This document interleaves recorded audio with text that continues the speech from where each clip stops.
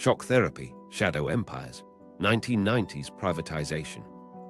The collapse came fast. The adaptation was instant. Defense assets didn't drift into the private sector.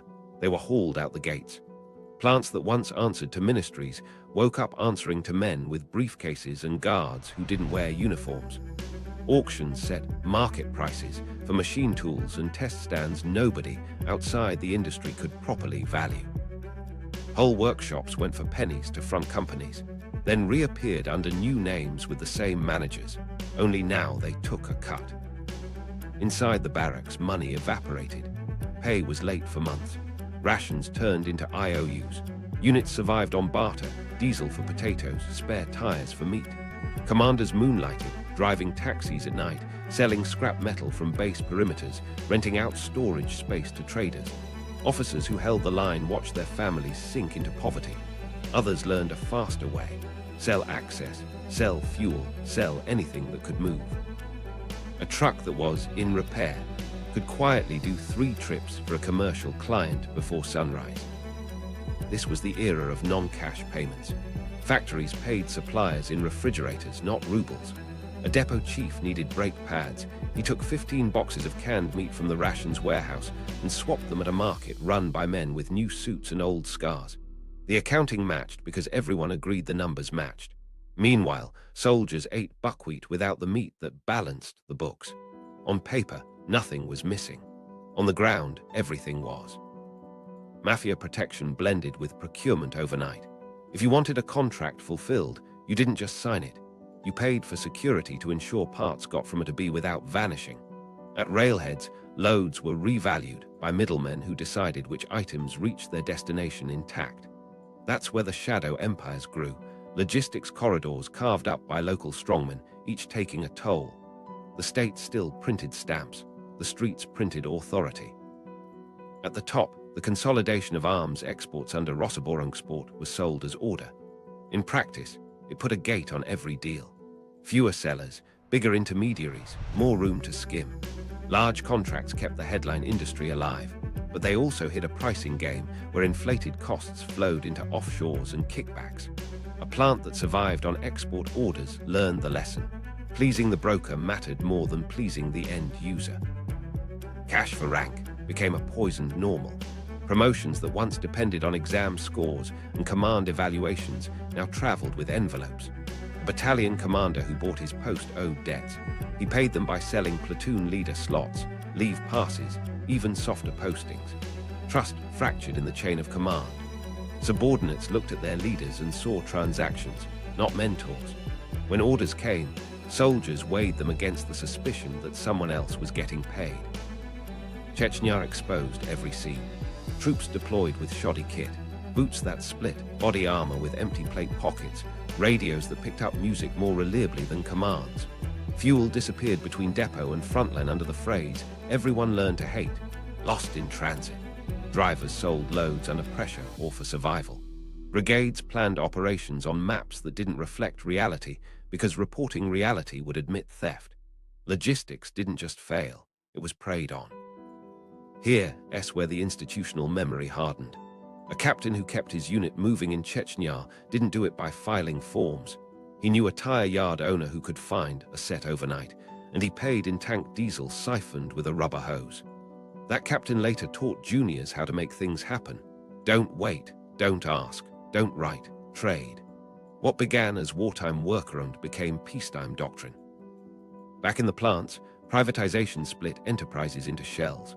Parent companies held contracts, subsidiaries held liabilities.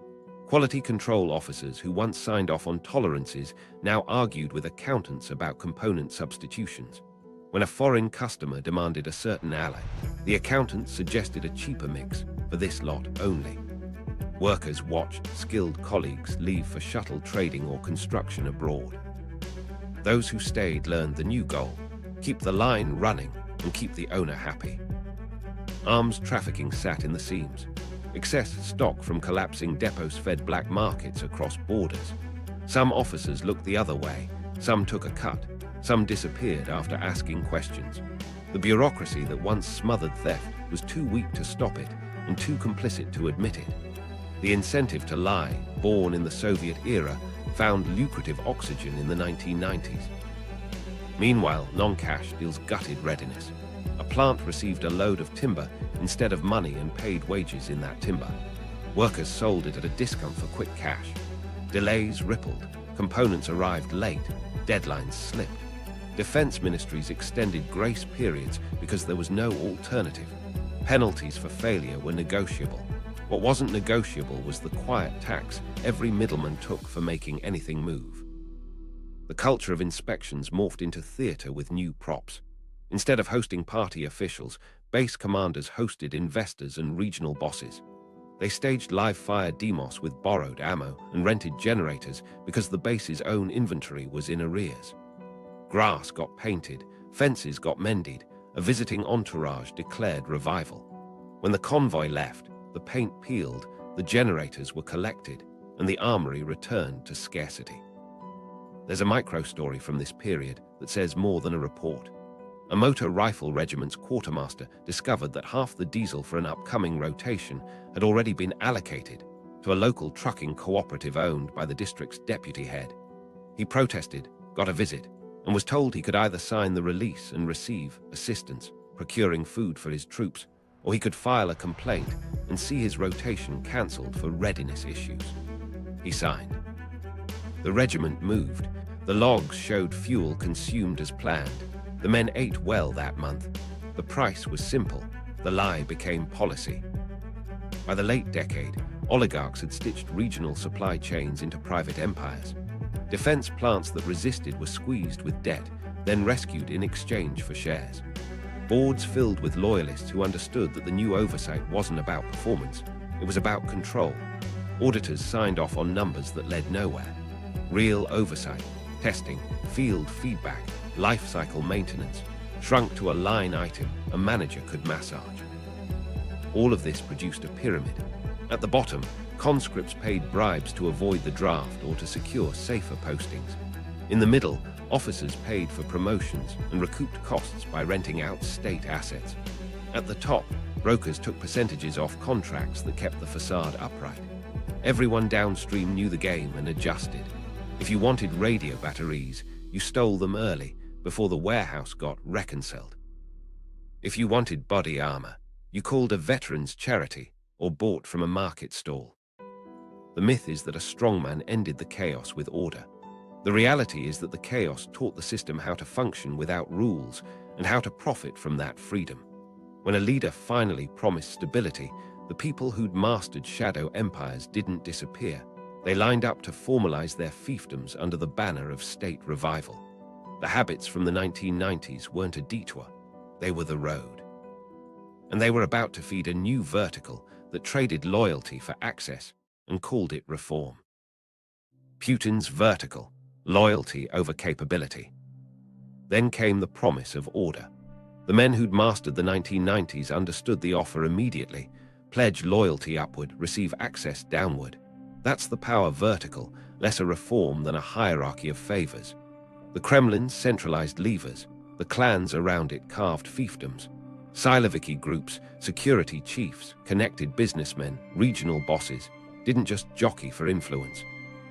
They turned ministries, plants, and logistics corridors into territories where loyalty was currency and oversight a nuisance. Defense budgets swelled. Oil money and ambition funded grand rearmament plans, sleek presentations, and glossy brochures. The number that mattered wasn't a unit's readiness, it was the headline allocation. With more money came thicker secrecy. State secrets, labels expanded, audits narrowed, and public tenders became formalities. Where the 1990s had chaos, the 2000s perfected controlled opacity. If you wanted to see how rubles became rifles, you needed permission from the people who profited from the murk. Within that fog, clans split the pie. One group took aviation, another nurtured armor, another controlled electronics. Competing designs didn't fight on performance, they competed on proximity. A weaker product with a stronger patron beat a better product with a weaker one. The message filtered down to factory floors, hit the milestones that secure the next tranche, not the quality that wins a war. Missed tests could be reinterpreted. Failed trials could be rescheduled. everything bent to preserve the narrative that the Renaissance was on schedule. Then came a man who tried to break the pyramid, partially. Defense Minister Anatoly Serdyukov slashed paper divisions, pushed professionalization, and cut sacred cows. Some cuts were real, some savings were theater. He forced consolidation of procurement and began buying foreign kit, drones, vehicles, even talk of Mistral ships, to pressure domestic producers. The reforms hit entrenched networks hard. They retaliated by opening new graft lanes inside the change. Restructured units kept ghost positions, outsourced services became extraction points, and savings reappeared as consulting fees and inflated subcontracts. Serdyukov's orbit fell in a corruption scandal. The specifics mattered less than the signal. Reforms that threatened patronage would be punished. In his place came Sergei Shoigu, the consummate manager of appearances. He stabilized relationships with Siloviki clans and built a PR army. Uniforms got new cuts, parades got bigger, exercises got flashier. TV crews filmed precision strikes and airborne drops set to music. Inspections became stagecraft. Commanders received the script, troops rehearsed, and cameras rolled on cue. That's how Potemkin readiness became policy. Units learned which vehicles to park up front, which buildings to repaint, and which officers to keep out of sight. Live fire events were meticulously choreographed. Ammunition expenditures reported to Moscow didn't match the crates on ranges. The difference dissolved into budgets and bonuses. Training calendars showed robust cycles. Soldiers knew they were cleaning barracks for the general's helicopter. The public saw confidence. Insiders saw a gap widening between the image of a modern force and the everyday grind of keeping engines running and radios powered. State corporations locked the gates. Rostec emerged as the grand gatekeeper, bundling enterprises, absorbing rivals, and dictating who built what.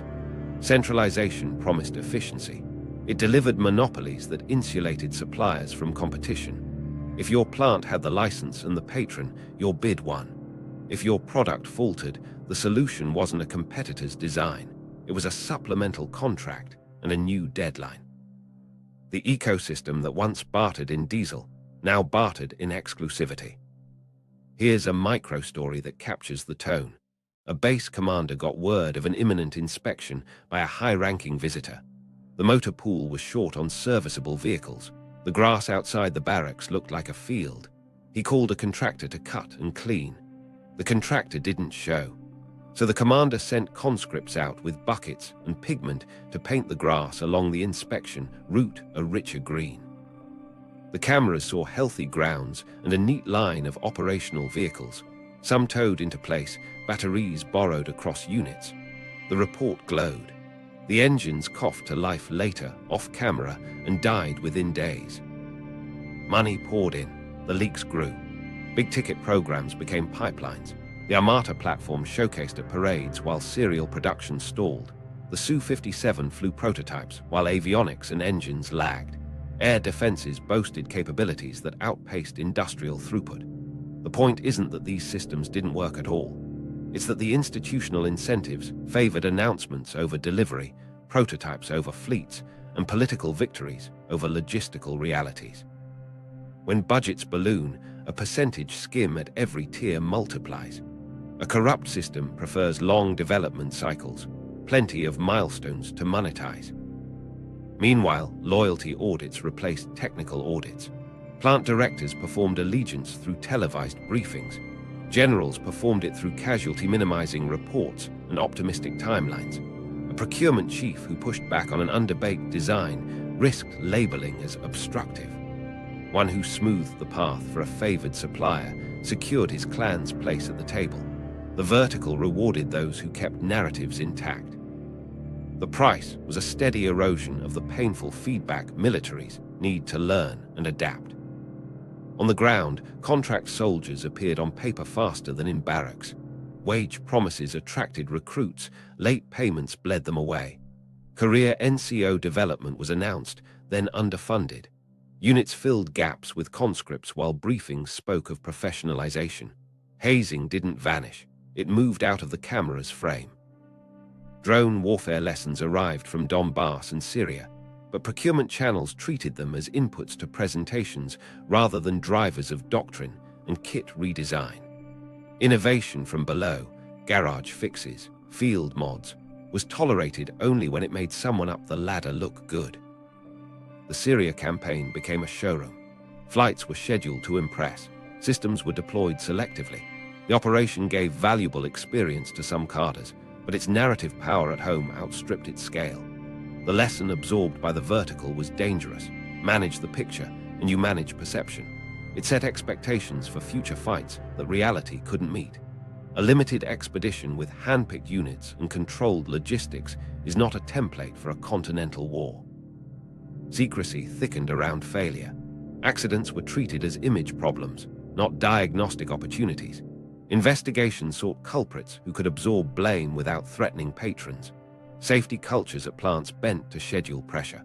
Quality control officers learned which defects to flag and which to monitor in service. The distance between official defect rates and workshop whispers widened. Workers in welding shops and electronics benches told each other which lots to avoid. Those warnings rarely traveled up. The vertical also reshaped regional power. Governors became mobilizers in waiting, distributing favors to factories, recruiting offices, and volunteer groups. Their loyalty was measured in public displays, open lines with the Defense Ministry, visible support for troops, staged donation drives. Behind the scenes, they negotiated skims on contracts and steered local suppliers into the Rostec orbit. Aid that should have flowed through stable channels instead passed through personal networks.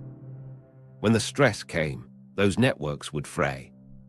And the stress did come. The structures built to prioritize loyalty over competence delivered what they were designed to deliver: pleasing reports, stable patronage, and a confident public facade.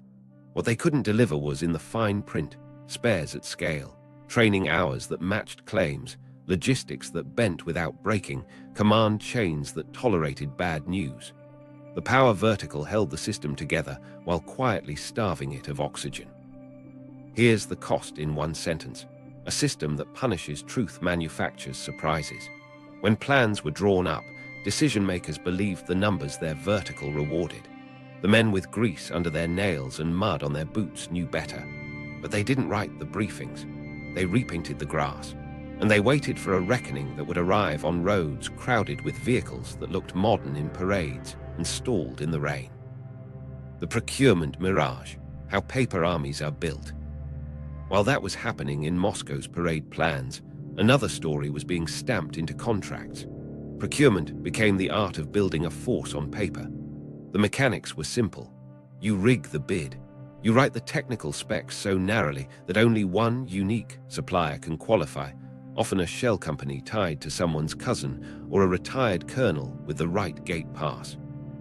Costs are padded in layers: a subcontract for fasteners, another for specialized connectors, a consultancy to optimize integration. Each slice looks small. Together, they turn a rifle into a luxury good, a radio into a mortgage. Kickbacks lived at every tier. A plant manager nudged an invoice. A ministry evaluator adjusted a score. A colonel signed acceptance for gear he knew would sit in crates. The prize wasn't delivery, it was the next tranche. Meanwhile, unit quartermasters learned the quiet rule: if you want anything to arrive intact, meet the truck early. The last mile wasn't a logistics term, it was a feeding zone. Boxes were opened, a handful lifted, lids retaped, and forms matched to fiction. Look at the flagship programs. The Armata tank rolled through Red Square with a new silhouette and a promise of generational change. Serial production, though, crawled. Suppliers missed tolerances. Optics lagged. Engines demanded a metallurgy base that had been thinned by years of shortcuts. A prototype makes a parade. A fleet requires an ecosystem. The Su-57 told a similar story. Sleek airframes, but engines not ready, avionics packages shuffled, small batch numbers that make sustainment a nightmare. Air defenses like the S-500 were announced as if numbers already filled regiments. Behind the stage, test articles lived in a world of shifting deadlines and classified caveats. The point isn't that these systems were fake.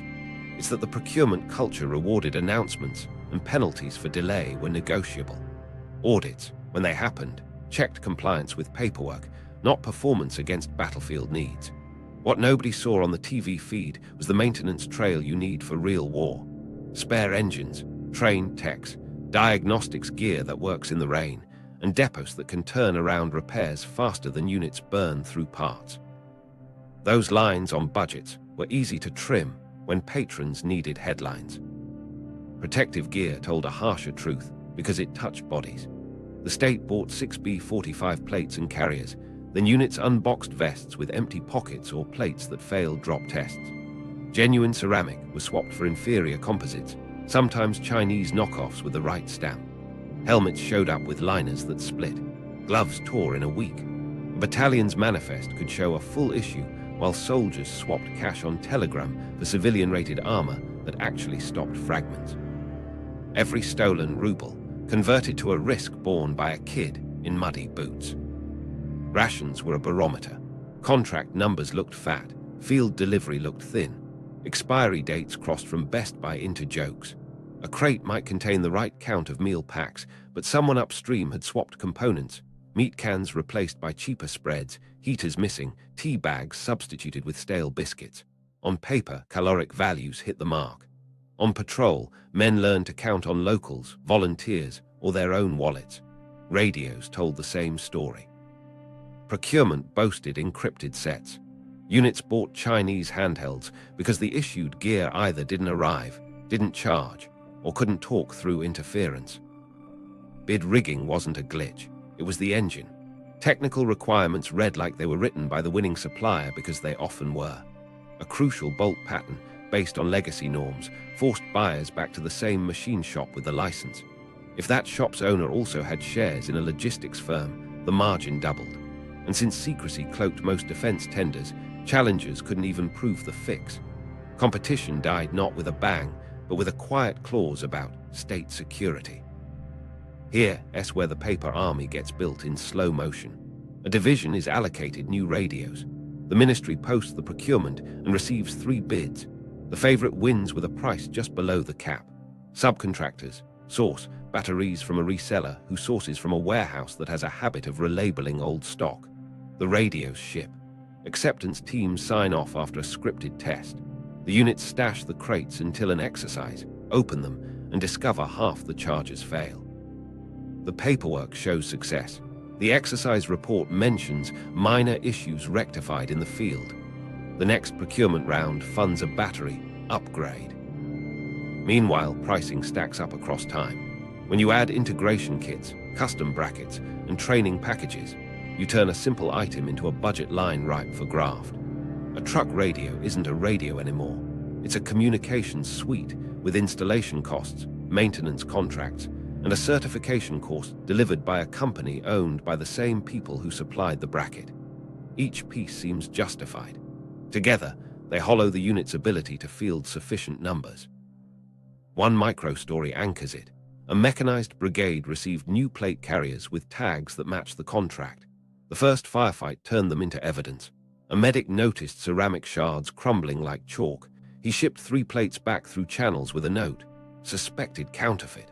2 months later, the plates returned with a letter stating, tested within acceptable limits. The medic kept 1 shard in his pocket as a reminder. He stopped sending notes. He started calling a volunteer group that sourced Western plates. He wasn't building readiness. He was surviving procurement. Counterfeit and substitution spread where oversight thinned. Bearings substituted with cheaper alloys in engine rebuilds shaved thousands of kilometers off service life. Gaskets ordered to spec arrived with tolerances that leaked under winter stress. Tires showed cracking within months because the rubber compound had been stretched with fillers. Each defect was small, manageable in isolation.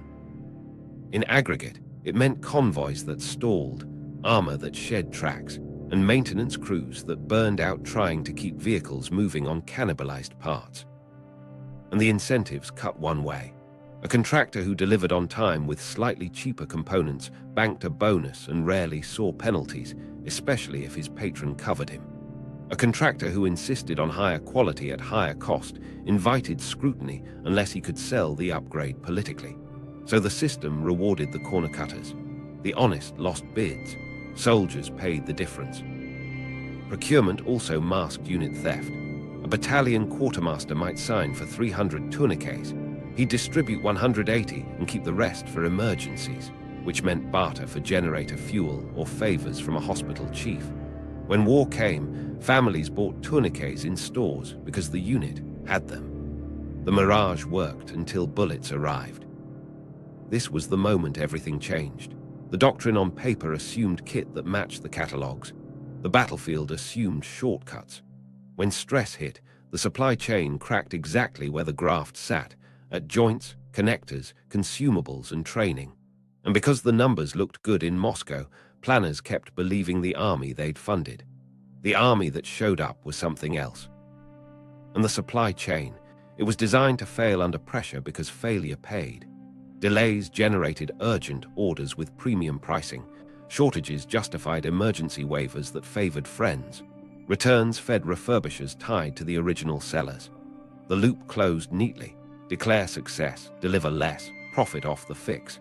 Put simply, corruption didn't just bleed the force, it wrote the bill of materials. Logistics as a crime scene.